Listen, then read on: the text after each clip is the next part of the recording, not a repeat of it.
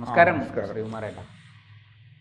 ശ്രീകുമാരേട്ടാ, എം.എൽ.എയും എം.പിയും ഒക്കെ ആയിരുന്ന CPM-ലെ ഒരു ജനകീയനായ സുരേഷ് കുറുപ്പ് ഇതാ ഇപ്പോൾ BJP-യിലേക്ക് പോകുന്നു എന്ന് കേൾക്കുന്നു. എന്താ ചേട്ടാ, എന്താണ് ഇതിൻ്റെ പുറകിലെ കാരണം? സുരേഷ് കുറുപ്പ് എങ്ങോട്ട് പോകുന്നു എന്ന് നമുക്ക് വ്യക്തമായിട്ടില്ല എന്ന് പറയാം. പക്ഷെ അദ്ദേഹത്തെ എല്ലാ സ്ഥാനങ്ങളിൽ നിന്നും CPM മാറ്റി നിർത്തിയിരിക്കുന്നു. അത് കുറേ കാലമായി തുടരുന്ന ഒരു കാര്യമാണ്. ഇപ്പോൾ അദ്ദേഹം വെറും ഒരു ബ്രാഞ്ച് കമ്മിറ്റി അംഗം മാത്രമായി തുടരുന്നു ഈ കഴിഞ്ഞ സമ്മേളനത്തോടുകൂടി എന്നാണ് നമ്മൾ കോട്ടയത്തെ ജില്ലാ സമ്മേളനത്തോടുകൂടി അദ്ദേഹം അത് കുറേ നാളുകളായി തുടർന്ന് വന്നിരുന്ന അദ്ദേഹത്തെ കൃത്യമായി ഒതുക്കിക്കൊണ്ടുള്ള ഒരു സംവിധാനം. എന്താണ് ഈ ഒതുക്കലിന് കാരണം? എന്താണ് അത്? പല കാരണങ്ങളുണ്ട്. സുരേഷ് കുറുപ്പിനെ പറ്റി നമ്മൾ ചിന്തിക്കുമ്പോൾ ഈ സുരേഷ് കുറുപ്പിൻ്റെ സൗമ്യവും ദീപ്തവുമായ ഒരു മുഖമാണ്. കമ്മ്യൂണിസ്റ്റ് പാർട്ടിയിൽ വ്യത്യസ്തനായ ഒരു നേതാവാണ്. ലളിതമായിട്ട് പറഞ്ഞാൽ ജനകീയനായ ഒരു നേതാവാണ്. എന്നും അല്ല, നമ്മളൊരു കമ്മ്യൂണിസ്റ്റ് പാർട്ടി അല്ലെങ്കിൽ CPM നേതാവെന്ന് കേരളത്തിൽ സങ്കല്പിക്കുന്നതിൽ നിന്ന് കുറച്ച് വ്യത്യസ്തനായിരുന്നു അദ്ദേഹം. കേരളത്തിലെ ഏറ്റവും ശ്രദ്ധിക്കപ്പെട്ട വിദ്യാർത്ഥി രാഷ്ട്രീയത്തിലെ ഏറ്റവും തിളങ്ങി നിന്ന മുഖമായിരുന്നു സുരേഷ് കുറുപ്പിൻ്റെ ഒരു കാലത്ത്. എക്കാലത്തെയും വിദ്യാർത്ഥി രാഷ്ട്രീയത്തിൽ, കേരളത്തിലെ വിദ്യാർത്ഥി രാഷ്ട്രീയത്തിലെ ഏറ്റവും തിളങ്ങുന്ന ഒരു മുഖമായിരുന്നു. പകരം വയ്ക്കാനില്ലാത്ത ഒരു നേതാവായിരുന്നു സുരേഷ് കുറുപ്പ് എന്ന് പറയാം. വിദ്യാർത്ഥി രാഷ്ട്രീയ പ്രവർത്തനം അദ്ദേഹം ചങ്ങനാശ്ശേരി NSS കോളേജിലും പിന്നെ കോട്ടയം CMS കോളേജിലുമായിരുന്നു അദ്ദേഹത്തിൻ്റെ വിദ്യാഭ്യാസം. പ്രീ ഡിഗ്രി വിദ്യാഭ്യാസം, ഡിഗ്രി വിദ്യാഭ്യാസം. പിന്നെ അദ്ദേഹം ലോ കോളേജിൽ നിന്ന് ഇത് എടുത്തതിന് ശേഷം LLB എടുത്തതിന് ശേഷം വീണ്ടും CMS കോളേജിൽ ഒക്കെയാണ് ചെയ്തത്. അപ്പം ഞാൻ പറഞ്ഞു വന്നത്, ഈ 70കളുടെ അവസാനവും 80കളുടെ തുടക്കത്തിലുമൊക്കെയാണ് അദ്ദേഹം വിദ്യാർത്ഥി രാഷ്ട്രീയത്തിൽ സജീവമായിരുന്നു. സർവകലാശാല യൂണിയൻ തെരഞ്ഞെടുപ്പിൽ KSU ആധിപത്യം പുലർത്തി വന്നിരുന്ന ഒരു നീണ്ട കാലഘട്ടമുണ്ട് കേരളത്തിൽ. KSUവിൻ്റെ ഉദയം മുതൽ KSU 1957 ഇടതുപക്ഷ ഭരണകാലത്ത്, കമ്മ്യൂണിസ്റ്റ് പാർട്ടിയുടെ ഭരണകാലത്ത് 59 രൂപപ്പെട്ടതാണ് KSU, കേരള വിദ്യാർത്ഥി യൂണിയൻ എന്ന് പറയുന്ന സംഘടന. അന്ന് തൊട്ട് വിദ്യാർത്ഥികളുടെ ഇടയിൽ അവർ ഒരു അപ്രമാദിത്വം നിലനിർത്തിയിരുന്നു. അവരായിരുന്നു കേരളത്തിലെ പൊളിറ്റിക്സ്, കാമ്പസ് പൊളിറ്റിക്സ് അവരായിരുന്നു മുമ്പിൽ. ഒരുപാട് സർവകലാശാല യൂണിയൻ പുനഃസംഘടിപ്പിക്കപ്പെട്ടപ്പോൾ തലക്കുന്നിൽ ബഷീറായിരുന്നു ആദ്യത്തെ സർവകലാശാല യൂണിയൻ ചെയർമാൻ. ഇങ്ങനെ അന്ന് തൊട്ട് ഇങ്ങോട്ട് ആ സർവകലാശാല യൂണിയൻ ചെയർമാൻ സ്ഥാനം എന്ന് പറയുന്നത് KSUവിനായിരുന്നു അന്ന് തൊട്ടിരുന്നത്. ആ സർവകലാശാല യൂണിയൻ ചെയർമാൻമാരായിരുന്നവരൊക്കെ പിന്നീട് രാഷ്ട്രീയത്തിൽ വളർന്ന് ഉന്നത നിലകളിൽ എത്തിയിട്ടുണ്ട്. പക്ഷേ അടിയന്തരാവസ്ഥയ്ക്ക് ശേഷം, അല്ലെങ്കിൽ അടിയന്തരാവസ്ഥയോടെയാണ് അതിനൊരു മാറ്റം വന്നത്. അതിനുശേഷം നടന്ന തെരഞ്ഞെടുപ്പിലാണ് വ്യാപകമായി SFI അധികാരത്തിൽ കോളേജ് ക്യാമ്പസിൽ വിജയിച്ചത്. അതിനു മുമ്പ് കുറേശ്ശെ ഉണ്ടായിരുന്നത് വ്യാപകമായിട്ട് വിജയിച്ചത്. അതിന് പ്രധാന കാരണങ്ങളിലൊന്ന് സുരേഷ് കുറുപ്പായിരുന്നു. പുനഃസംഘടിപ്പിക്കപ്പെട്ട അല്ലെങ്കിൽ അതിനുശേഷം രൂപീകരിക്കപ്പെട്ട സർവകലാശാല യൂണിയൻ്റെ ഈ KSUക്കാരനല്ലാത്ത ആദ്യത്തെ ചെയർമാനായിരുന്നു സുരേഷ് കുറുപ്പ്. അങ്ങനെയാണ് അദ്ദേഹം സർവകലാശാല യൂണിയൻ പ്രവർത്തനങ്ങൾക്ക് അദ്ദേഹം വളരെ കൃത്യമായൊരു മുഖം മാറ്റം തന്നെ നൽകിയത്. അതുപോലെ ഈ പല വിധത്തിലും ഒരുതരം ഈ ഗ്ലാമർ ഷോ ആയി നിന്ന സർവകലാശാല യൂണിയൻ പ്രവർത്തനങ്ങൾക്ക്, ഞാനൊരു ഉദാഹരണം പറഞ്ഞാൽ, ഈ സർവകലാശാലകളിൽ, കോളേജുകളിൽ ചലച്ചിത്രോത്സവം ആദ്യമായി സംഘടിപ്പിച്ച സുരേഷ് കുറുപ്പ് ചെയർമാനായപ്പോഴാണ്. പല വിധത്തിലാണ് അദ്ദേഹം ഈ സർവകലാശാല യൂണിയൻ പ്രവർത്തനങ്ങളിൽ തന്നെ മുഖം മാറ്റിയത്. വലിയ വിപ്ലവകരമായ ഒത്തിരി മാറ്റങ്ങളാണ്. അപ്പോൾ അതാണ് ഞാൻ പറഞ്ഞ കാമ്പസ് രാഷ്ട്രീയത്തിൽ ഏറ്റവും ശ്രദ്ധിക്കപ്പെട്ട ഒരു സുരേഷ് കുറുപ്പിൻ്റെ.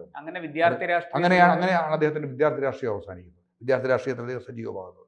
SFIയുടെ അഖിലേന്ത്യാ സെക്രട്ടറി, ജോയിൻറ്റ് സെക്രട്ടറി, സംസ്ഥാന തലത്തിലും അഖിലേന്ത്യാ തലത്തിലും അദ്ദേഹം ഇത് ചെയ്തിട്ടുണ്ട്. ഏറ്റവും അദ്ദേഹത്തിൻ്റെ വിനയപൂർണ്ണവും മര്യാദയോടുകൂടിയ ഒരു പെരുമാറ്റ രീതി അദ്ദേഹത്തിനുണ്ടായിരുന്നു.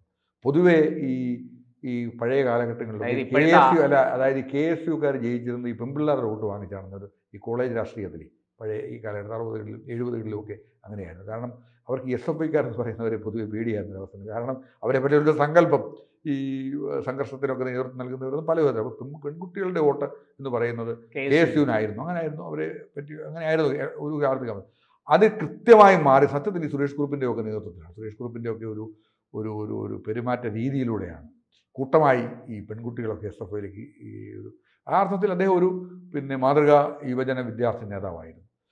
അപ്പോഴാണ് ഈ 1984 ലോക്സഭാ തെരഞ്ഞെടുപ്പിൽ, അപ്പോൾ ഇന്ദിരാ തരംഗം നമുക്കറിയാമല്ലോ, അത് വ്യാപകം 400 സീറ്റുകളിലോടുകൂടി തെരഞ്ഞെടുപ്പിൽ കോൺഗ്രസിന് ബഹുഭൂരിപക്ഷം കിട്ടി. കേരളത്തിലാണെന്നുണ്ടെങ്കിലും ഭൂരിപക്ഷ സീറ്റുകളിൽ വലിയ ബുദ്ധിമുട്ടായിരുന്നു ഒരാളെ. അപ്പം 3 സീറ്റുകളിലാണ് എനിക്ക് തോന്നുന്നത് കോട്ടയത്ത്, പിന്നെ വടകരയിൽ കെ പി ഉണ്ണികൃഷ്ണൻ, മാവേലിക്കരയിൽ തമ്പാൻ തോമസ്, കോട്ടയത്ത് സുരേഷ് കുറുപ്പ്.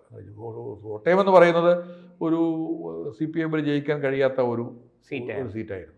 അവിടെയാണ് സുരേഷ് കുറുപ്പിനെ 84 സ്ഥാനാർത്ഥിയാക്കി.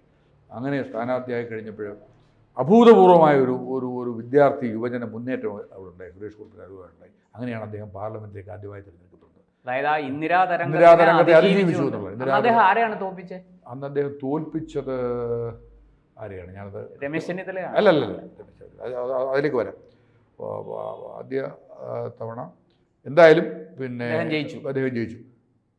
പിന്നെ അത് കഴിഞ്ഞതിന് ശേഷം അദ്ദേഹം പാർലമെൻറ്റിൽ ഇത്രയേറെ ഭംഗിയായി തിളങ്ങിയ ഒരു പാർലമെൻറ്റ് അംഗമായി വളരെ ചെറുപ്പത്തിൽ പറയുന്നത്. അദ്ദേഹത്തെപ്പറ്റി ഒരു പിന്നെ കഥയുണ്ട്. കഥയല്ല, വസ്തുതയാണ്. ആദ്യത്തെ അദ്ദേഹത്തിൻ്റെ പ്രസംഗം, അദ്ദേഹം ആദ്യം പ്രസംഗിക്കുമ്പോൾ ഈ പുതിയ അംഗമെന്നുള്ളതിൽ പിൻനിരയിലാണല്ലോ സീറ്റ്. അന്ന് ബാബു ജഗ്ജീവൻ റാം ഈ ലോക്സഭയിലുണ്ടായിരുന്നു. അദ്ദേഹമാണ് ഏറ്റവും പ്രായം കൂടിയ പാർലമെൻറ്റ് അംഗമെന്ന്. ഏറ്റവും കൂടുതൽ പാർലമെൻറ്റ് അദ്ദേഹം സ്വാതന്ത്ര്യത്തിന് മുമ്പ് 46 ഇടക്കാല മന്ത്രിസഭ തൊട്ടംഗമാണ് ഈ ജഗ്ജീവൻ റാം എന്ന് പറയുന്നത്. അദ്ദേഹം ഈ സുരേഷ് കുറുപ്പ് പ്രസംഗിച്ച് കഴിഞ്ഞതിന് ശേഷം അവിടെ ഏറ്റവും മുന്നിൽ നിന്ന് വളരെ ബുദ്ധിമുട്ടി. അദ്ദേഹം ഇവിടെ തടിയൊക്കെ ഉള്ള ആളാണ്. അദ്ദേഹം വളരെ ബുദ്ധിമുട്ടി സുരേഷ് കുറുപ്പിൻ്റെ സീറ്റിലെത്തി സുരേഷ് കുറുപ്പിനെ അഭിനന്ദിച്ച ചരിത്രമുണ്ട്. അങ്ങനെ പാർലമെൻറ്റ് രംഗത്ത് ഈ കോൺഗ്രസ്സിന് ജവഹർലാൽ നെഹ്റുവിൻ്റെ കാലം തൊട്ട് പ്രതിപക്ഷ നിരയിൽ ചില പ്രഗത്ഭന്മാരുണ്ടായിരുന്നു. മധുലിമായ ഉണ്ടായിരുന്നു, പിന്നെ ഹിരൺ മുഖർജി ഉണ്ടായിരുന്നു, പിന്നെ അങ്ങനെ ഭൂപേഷ് ഗുപ്ത ഉണ്ടായിരുന്നു, ഇന്ദ്രജിത് ഗുപ്ത ഉണ്ടായിരുന്നു. അവരൊക്കെ പിന്നെ സോഷ്യലിസ്റ്റ് നേതാക്കന്മാരായ കുറേ പേരുണ്ടായിരുന്നു. പിന്നെ മധുദന്തവാദി, ഇങ്ങനെ കുറേയേറെ പ്രഗത്ഭരായ പാർലമെൻറ്റുകാരന്മാരുണ്ടായിരുന്നു. ആ നിരയിലേക്കാണ് സത്യത്തിൽ സുരേഷ് കുറുപ്പ് പിന്നെ കടന്നു വന്നത്. സുരേഷ് കുറുപ്പ് ഒരു വലിയ വിഭാഗം ജനങ്ങൾ ആളുകൾ വിചാരിച്ചു സുരേഷ് കുറുപ്പിനെ കേരളത്തിൻ്റെ ഭാവി മുഖ്യമന്ത്രിയായിട്ടും ഭാവി കമ്മ്യൂണിസ്റ്റ് പാർട്ടിയുടെ കേരളത്തിലെ മുഖമായും സുരേഷ് കുറുപ്പിനെ കണ്ട ഒരു വലിയ വിഭാഗമുണ്ട്. 84 തെരഞ്ഞെടുപ്പിൽ അദ്ദേഹത്തെ എങ്ങനെ പരാജയപ്പെടുത്തണം എന്ന അടുത്ത തെരഞ്ഞെടുപ്പിൽ എന്താ പറയുക, ഇങ്ങനെ ആലോചന നടന്ന അവസരത്തിലാണ് കരുണാകരന് രമേശ് ചെന്നിത്തലയെ, അന്ന് നിയമസഭാ സ്ഥാനം അത് രാജിവെപ്പിച്ച് രമേശ് ചെന്നിത്തലയെ കോട്ടയത്ത് കൊണ്ടുവന്ന് നിർത്തി. അപ്പോൾ കുറേ കൂടെ ചെറുപ്പമാണല്ലോ രമേശ് ചെന്നിത്തല. അങ്ങനെയാണ് അദ്ദേഹത്തെ 2ാം തവണ പരാജയപ്പെട്ടു അദ്ദേഹം. പക്ഷേ വീണ്ടും അദ്ദേഹം 98-ലും 99-ലും 2004-ലും പാർലമെൻറ്റ് അംഗമായിരുന്നു. പിന്നെ 2 തവണ 2011-ലും 2016-ലും നിയമസഭാംഗമായിരുന്നു. ഈ പാർലമെൻ്ററി രംഗത്തെന്ന് പറയുന്നത് പിന്നെ ഈ പ്രവർത്തന പരിചയം എന്ന് പറയുന്നതും അല്ലെങ്കിൽ പ്രവർത്തന രീതി എന്ന് പറയുന്നതും ഓരോ പൊതുവേ ഞാൻ ശ്രദ്ധിച്ചിട്ടുണ്ട്. നിയമസഭയിലൊക്കെ അദ്ദേഹം വളരെ നല്ല ചോദ്യങ്ങൾ എല്ലാ സമയത്തും ജനകീയ വിഷയങ്ങൾ ഉയർത്തുകയും ചെയ്യുന്ന ഒരു ജനകീയനായ ഒരു MLA. പാർലമെന്റിലാണെങ്കിൽ അദ്ദേഹം വളരെ ഉജ്ജ്വലമായ പ്രകടനമാണ് പാർലമെന്റ് അംഗമെന്നുള്ളതിൽ കാഴ്ചവെച്ചത്. അപ്പോൾ അദ്ദേഹത്തിന് സ്വാഭാവികമായിട്ടും നിയമസഭയിലേക്ക് മത്സരിച്ചപ്പോൾ അദ്ദേഹത്തിന് മന്ത്രിസ്ഥാനം കിട്ടുമെന്നും തുടർന്ന് എന്ന് നമ്മുടെ എല്ലാവരും പ്രതീക്ഷിച്ചു. കേരളത്തിലെ എല്ലാവരും പ്രതീക്ഷിച്ചു. പക്ഷേ വാർത്തകൾ വന്നതിനപ്പുറം അങ്ങനെ ഒരു വികാരമായിരുന്നു. ഒരു സമയത്ത് ഞാൻ പറഞ്ഞതുപോലെ ഈ വിദ്യാർത്ഥി രാഷ്ട്രീയ രംഗത്ത് ഒരു വികാരമായിരുന്നതുപോലെ. പക്ഷേ ഈ കമ്മ്യൂണിസ്റ്റ് പാർട്ടിയുടെ നേതൃത്വം ആദ്യം ഈ MV രാഘവൻ അനുകൂലമായിട്ട് അദ്ദേഹം നിലപാടെടുത്തിരുന്നു എന്ന് പറഞ്ഞിരുന്നു. പാർട്ടിയുടെ കമ്മ്യൂണിസ്റ്റ് പാർട്ടിയിലെ പിളപ്പിൻ്റെ കാലത്ത് MV രാഘവൻ അങ്ങനെ കുറച്ച് പേരുണ്ടായിരുന്നു. MV രാഘവനോട് സോഫ്റ്റ് കോർണർ പുലർത്തി കുറേ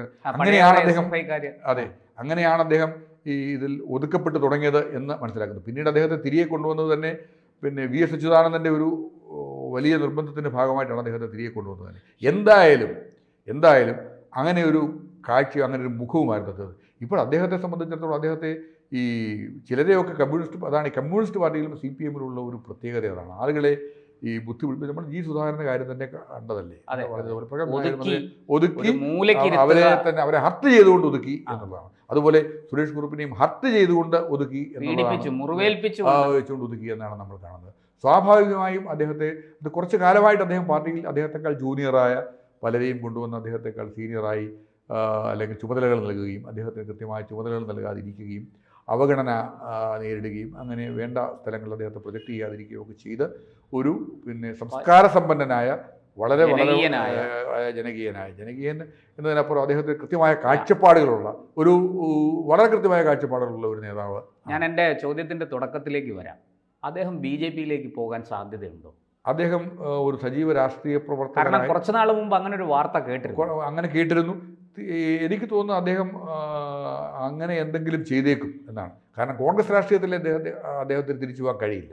കാരണം എന്താണെന്ന് വെച്ച് കഴിഞ്ഞാൽ കോൺഗ്രസ്സിൽ എന്നും കോൺഗ്രസിനെതിരായ ഒരു വികാരത്തിന്റെ ഭാഗമായിട്ടാണ് അദ്ദേഹം നിന്നതും.